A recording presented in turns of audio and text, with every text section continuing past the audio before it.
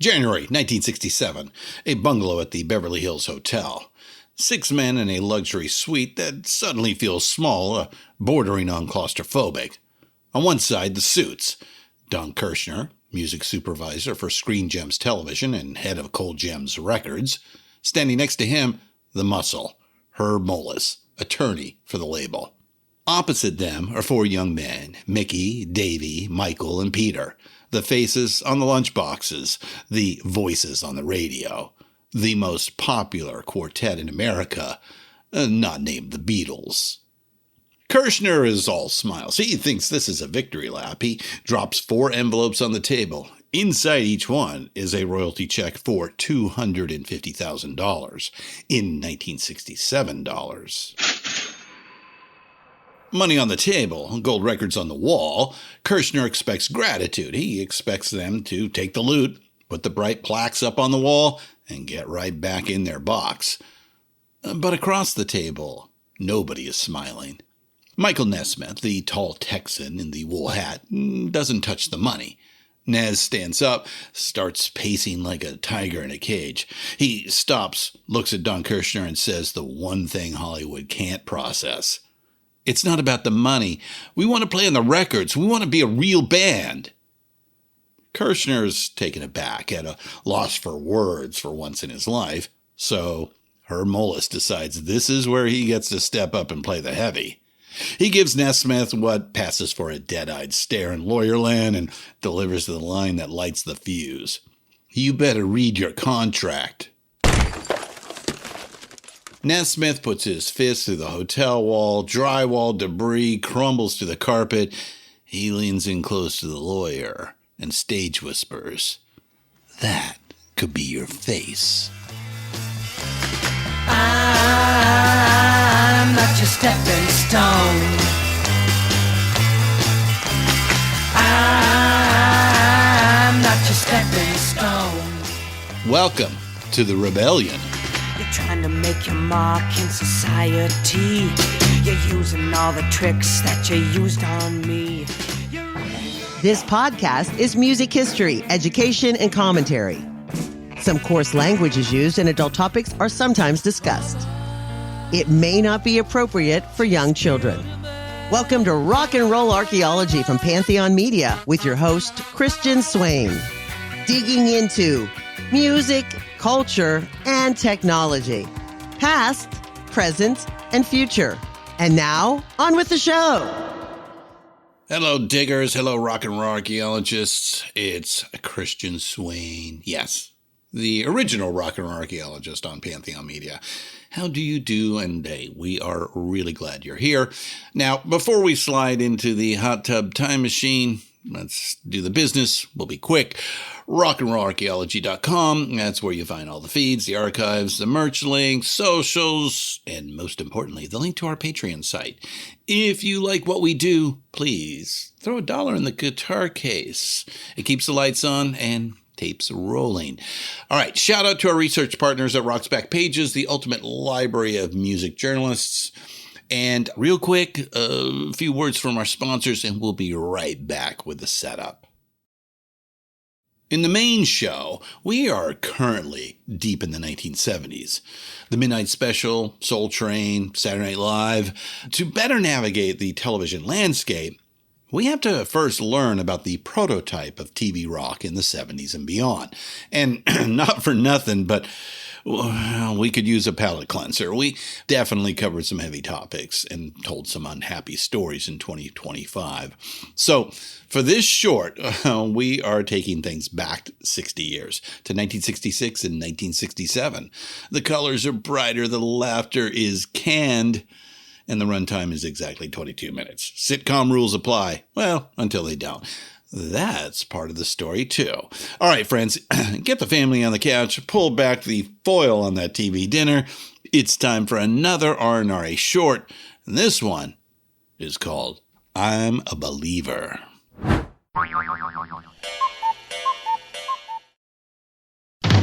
Here we come, walking down the street.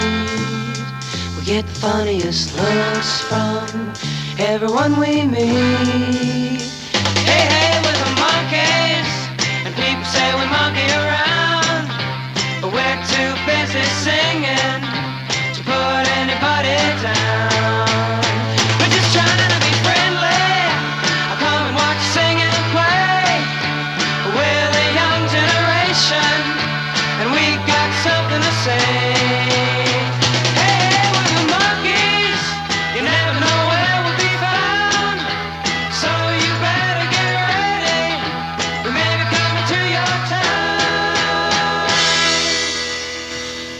On September 8th, 1965, an advertisement appeared in Daily Variety and The Hollywood Reporter. Folk and roll musicians, singers for acting role in new TV series.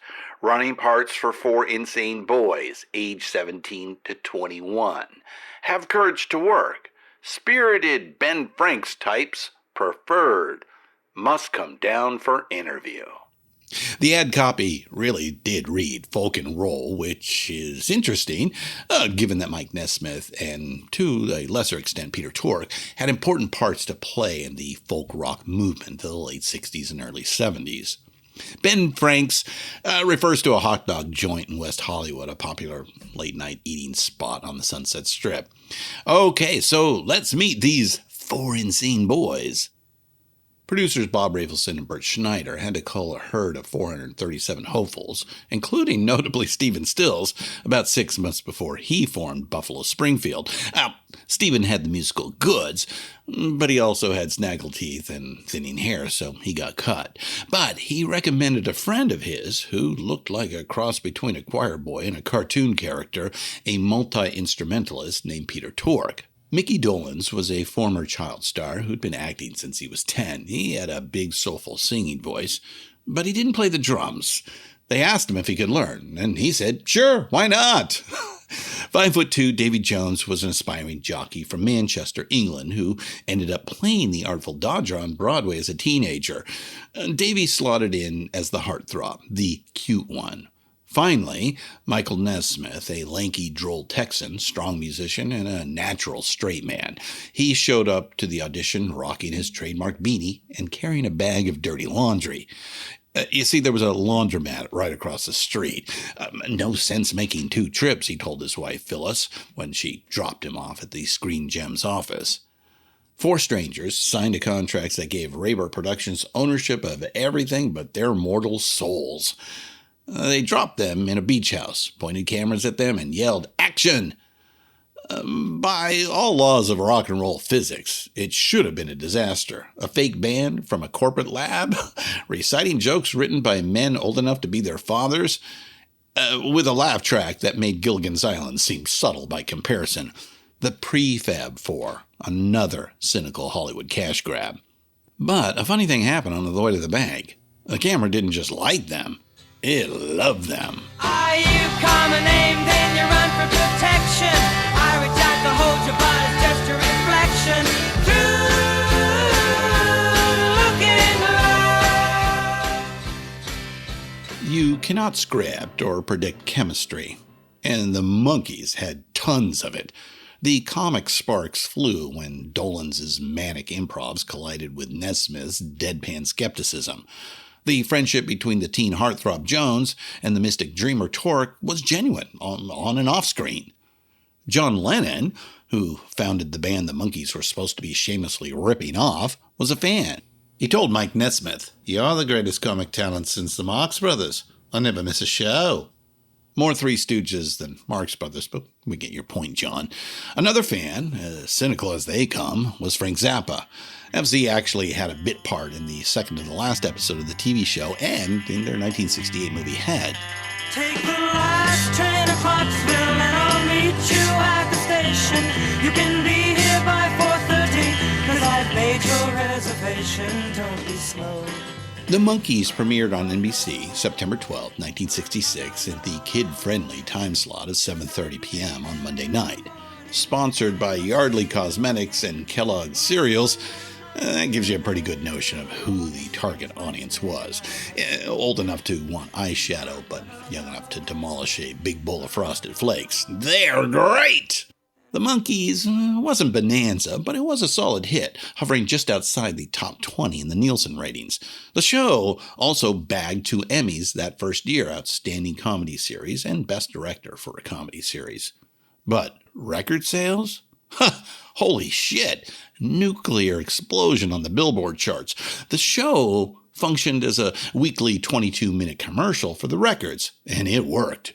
In 1967, the Monkees outsold the Beatles and the Rolling Stones combined. By 67, rock and roll was nothing new on television. The music and the medium had a symbiotic relationship going back a decade, and we talked about that real early on. Our second main episode was titled Elvis and the Rise of Television. But the Monkees went next level. The show deployed a whole new visual language. Whenever the plot got a little thin, which was fairly often, well, the directors would cut to a music sequence. Usually some kind of chase scene. Fast motion, jump cuts, surreal imagery. No dialogue, just the song driving the action. Everything was on the beat. Critics dismissed it as a gimmick. Perhaps, but it was one hell of a gimmick. We choose to call it the proto-music video. 15 years before MTV launched, the Monkees TV show was teaching a generation that rock and roll wasn't just something you listened to. It could be more. It could be something you watched, and watched regularly, right in your living room. The Monkees were a multimedia phenomenon before anyone even coined that term. Big record sales, solid TV ratings, Davy Jones smiling back at you from 1 million magazine covers. And starting in December, after rehearsing their asses off for months, the Monkees started playing live concerts. A spring tour was already booked, including shows across the pond in the UK. Just one problem. Now, they weren't just actors playing musicians on TV. They were real musicians, especially Nesmith and Torque. Those two quickly got Dolenz and Jones on board with a simple but radical idea. And with their meteoric success over the past year, they now had enough clout to insist. Let's do it for real, not just act it on television. Take the last train to Clarksville and I'll meet you at the station. Let's do it for real. To the band, it was a simple, reasonable plea for dignity, and no more than what they had earned. They had the talent and the chemistry, and they'd worked their asses off for over a year to make the venture a runaway success. The live shows were their own idea, and they had rehearsed for them on their own time after putting in 12-hour days on the sets at Screen Gems. But to Don Kirshner, they sounded like ungrateful children. Now, Kirshner wasn't a villain. He was a pragmatist, a veteran publisher and producer with a long string of hits to his name. He understood songwriting not as a mythical art, but as a reliable manufacturing process. And now the cars on the assembly line were asking the foremen if they could build themselves. In his mind, he'd handed these 4 kids the keys to the kingdom. The best songs by the best writers, Neil Diamond, Boyce and Hart, Carole King. Elite studio musicians cut the basic tracks, and the boys came in and did the vocals. And they had done a great job with that. Mickey Dolenz, in particular, had surprised everyone with his impressive vocal chops. First, Kirshner tried persuasion. That $250,000 is just the beginning, guys. Come on, if it ain't broke, don't fix it. The guys didn't take the carrot, so Kirshner picked up the stick, the lawyer and the contract, and the thinly veiled threats. His logic was cold, but it was sound. He had a weekly television show to score and a rigorous release schedule to meet. He didn't have the luxury of waiting 3 days for Mickey to learn a drum fill. I say, girl, you know that it's true. It's a little bit me, and it's a little bit you. Nesmith punched a wall, but along with the others, he took the money. Come on, they were pissed at Kirshner, but they weren't crazy. But the conflict was far from settled. Mickey proposed a compromise, release the new single as planned, but put a Monkees original on the B-side.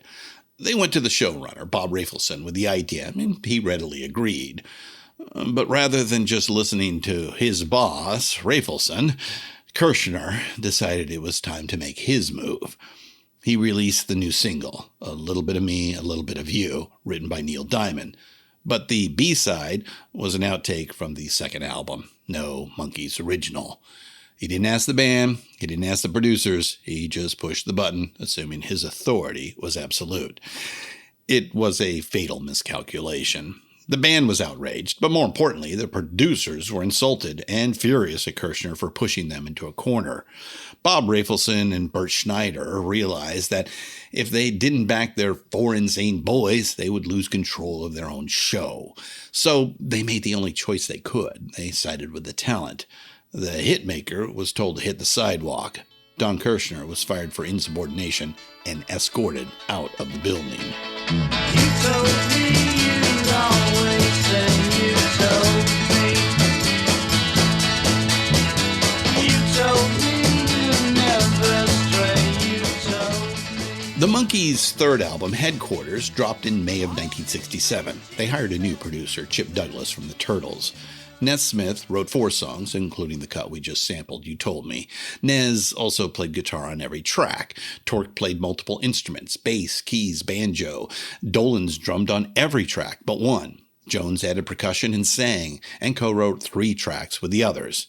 They still did some songs by outside writers, and they still used a little studio help here and there, but for the first time, the heartbeat on the vinyl was their own.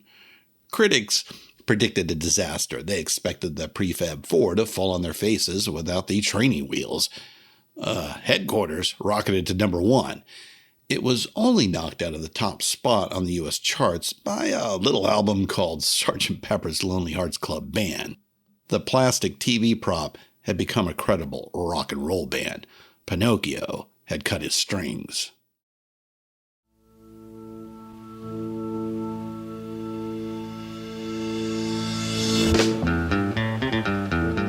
So, Pinocchio's a real boy now. Headquarters hits number 1 in America. The band has creative control of their music. They hit the road, with the Jimi Hendrix Experience as the opening act, who were fresh off their incendiary performance at Monterey Pop. Didn't work out that well. The boys were thrilled to have Jimmy, and every night they watched him from the wings, awestruck, hanging on every cosmic note. But the audience of screaming teens and tweens was confused or terrified or both. After just 6 dates, the tour promoters pulled the plug on the experiment. Over in the UK, they all got to meet the Beatles at an after-show party, and their heroes were gracious and treated them as peers. That's when John Lennon told Mike Nesmith that he never missed a show. But they all had day jobs waiting for them. When the tour wrapped, it was back to L.A. and back to the long days on the set shooting season 2. On top of that, Cold Gems Records wanted another album in time for the holidays. That holiday album was titled Pisces, Aquarius, Capricorn, and Jones Limited. They kept Chip Douglas as producer, but the sound evolved dramatically. They all played, but they did use studio musicians more, mostly because their time was severely crunched by the demands of shooting the TV show. Pisces was sophisticated, psychedelic pop, and their 4th straight number 1 album, and it legitimately made musical history. Mickey Dolenz bought one of the very first Moog modular synthesizers, an unwieldy temperamental gadget that resembled a telephone switchboard. Mickey played it on that last track, Daily Nightly, and he played a synth solo during the jam section of Star Collector. The Monkees recorded these tracks during the summer of 1967. The Doors might have beat the Monkees to it when they used a Moog for some sound effects around the same time while recording Strange Days. So, strictly speaking, maybe not the first, but the Monkees have a strong claim to an important piece of music technology history. The first artist to deploy a keyboard synthesizer as an actual melodic instrument on a commercial recording. In any case, it's worth noting that the Prefab 4 beat the Fab 4 to the synthesizer revolution by almost 2 years. Another Pleasant Valley Sunday. Here in status symbol land. Mothers complain about how hard life is, and the kids just don't understand. Pisces also contain one of our favorite Monkees cuts, Pleasant Valley Sunday, written by Carole King and Jerry Goffin. It's a sneaky little piece of subversion, playfully eviscerating life in the suburbs and middle-class conformity. That trademark guitar riff is Mike Nesmith, and the piano track is played by Peter Tork. But while the music was evolving, the TV show was decaying. By season 2, the 4 insane boys were tired.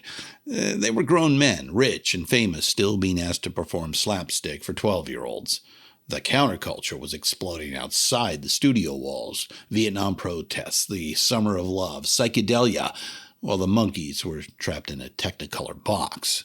They started to subvert the scripts. They grew beards. The slapstick got increasingly surreal.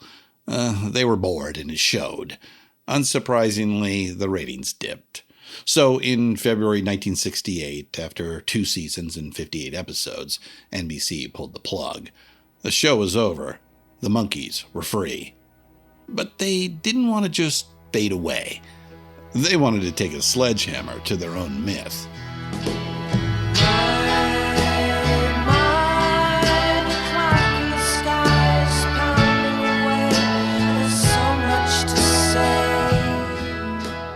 That sledgehammer was a motion picture titled simply Head, produced by Rafelson and Schneider, and co-written by a young actor named Jack Nicholson. Yes, that Jack Nicholson. The movie was a deliberate act of commercial suicide. It opens with the band jumping off a bridge. It features Mickey Dolenz punching a giant Coca-Cola machine in the desert. It mocks the Vietnam War. It mocks the fans. It mocks the entertainment industry. It mocks the very idea of the Monkees. It was avant-garde, confusing, and kind of brilliant. It was also a box office disaster. The teeny boppers were terrified. The art house crowd didn't show up. They were far too cool to see anything with the Monkees in it, and the critics didn't know what to make of it. But looking back, Head seems like another piece of proof that the Monkees were much more than anybody would have guessed at first. One final act of confounding expectations. And it's worth pointing out, it takes artistic courage to burn down your own legacy just to see if anything real survives in the ashes. After Head, the center couldn't hold. Peter Tork bought out his contract and left. Michael Nesmith followed soon after to help invent country rock with the First National Band. Mickey Dolenz and Davy Jones hung on for one more album and then called it quits. The experiment was over.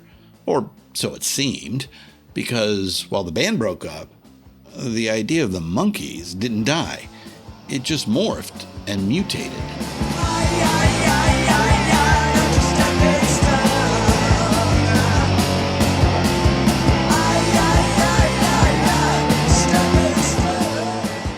It started, interestingly enough, with the punk rockers in the mid and late 1970s. On the surface, the Monkees should have been the enemy. They were corporate, manufactured, and mainstream, everything punk claimed to hate. But the punks heard something else. They picked up on the subtext. They heard the anger in Mickey's voice, the garage rock chord changes of Steppin' Stone, and that frantic cut-time bit on the bridge was pure hardcore thrash, a decade ahead of its time. The Sex Pistols covered Steppin' Stone. Minor Threat, the kings of hardcore DC punk, covered it too. Run DMC sampled Mary Mary. Why? Because real recognizes real. The Monkees were the original industry plants who went rogue, the Trojan horse that smuggled rebellion into American living rooms. Well, that's about as punk rock as it gets. Which brings us to our closing argument.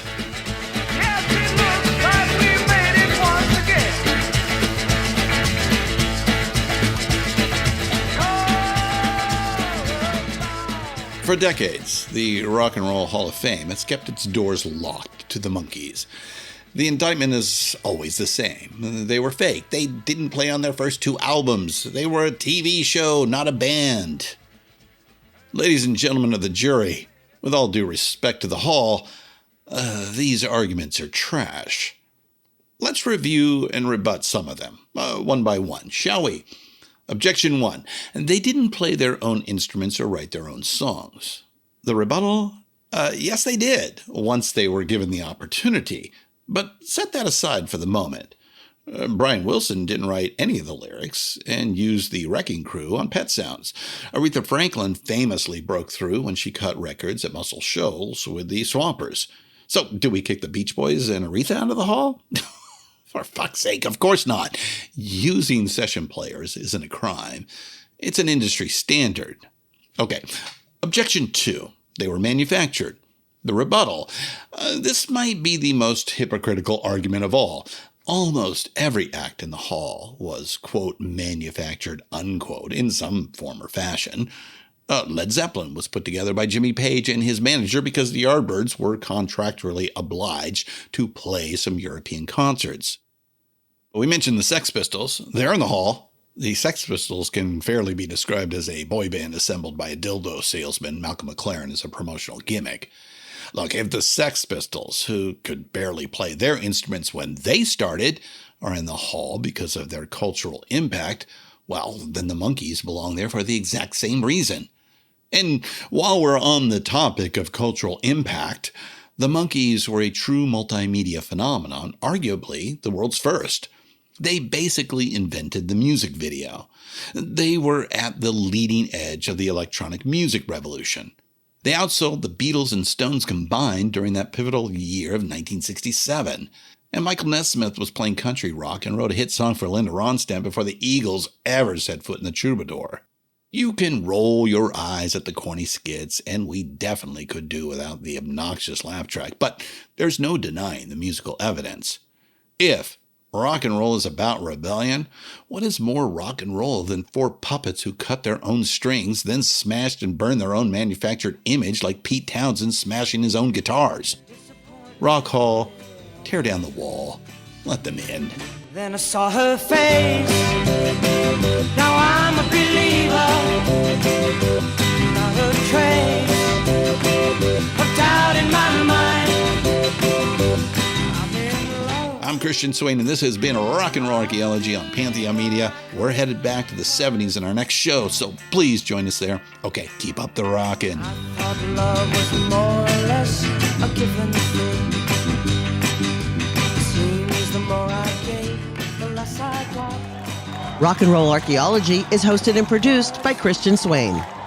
Story by Christian Swain and Richard Evans. Written by Richard Evans. Sound design and incidental music by Jerry Danielson. If you want to reach us, rockandrollarchaeology.com has links to all of our socials.